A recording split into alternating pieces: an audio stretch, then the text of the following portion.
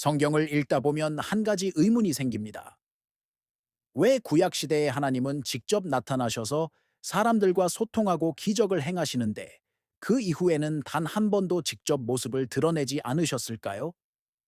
물론 신학적으로는 다양한 해석이 있지만 오늘은 조금 다른 관점에서 이 질문을 던져보려고 합니다.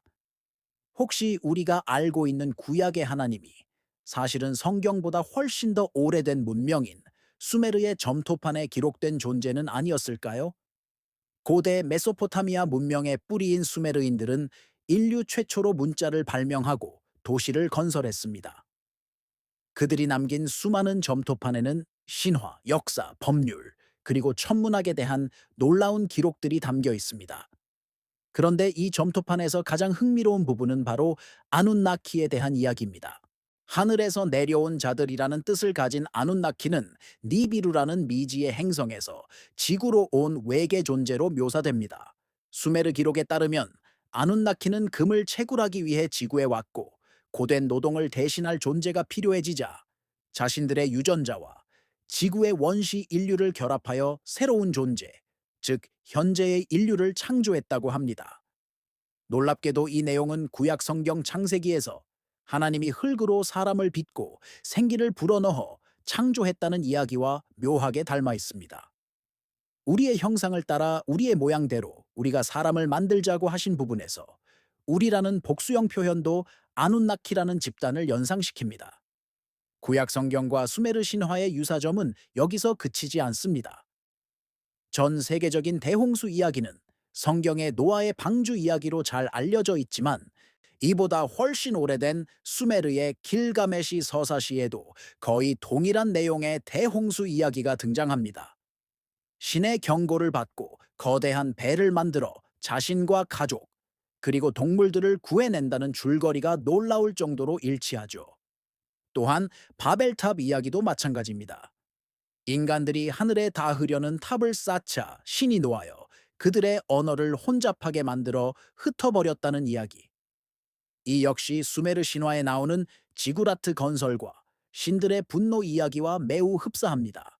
이처럼 구약 성경의 주요 사건들이 수메르 점토판의 기록과 평행선을 달리는 이유는 무엇일까요? 일부 학자들은 후대의 성경 기록자들이 고대 근동 지방에 널리 퍼져 있던 수메르와 아카드 신화를 차용하고 자신들의 유일신 신앙에 맞게 각색하여 성경을 기록했을 가능성을 제기합니다. 당시에는 여러 신화와 전설이 구전되고 기록되며 서로 영향을 주고받는 것이 자연스러운 일이었기 때문입니다.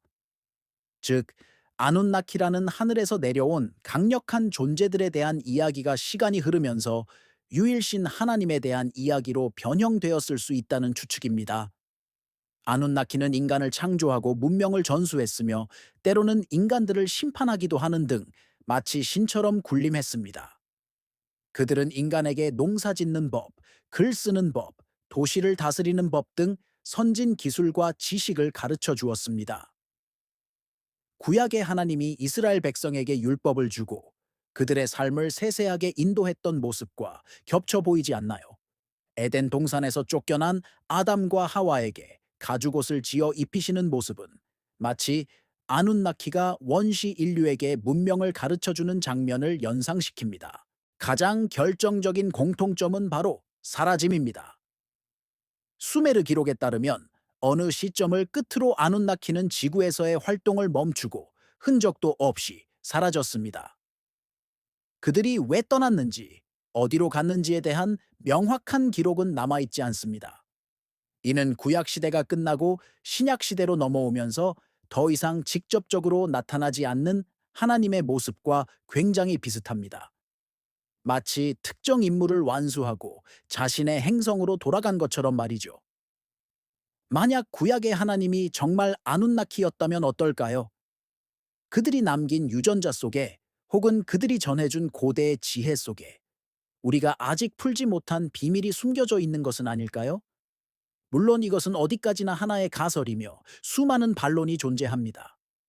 성경은 신의 영감으로 쓰인 거룩한 책이며 고대 신화와의 유사점은 우연의 일치이거나 보편적인 인류의 원형적 이야기 구조 때문이라고 보는 시각이 지배적입니다.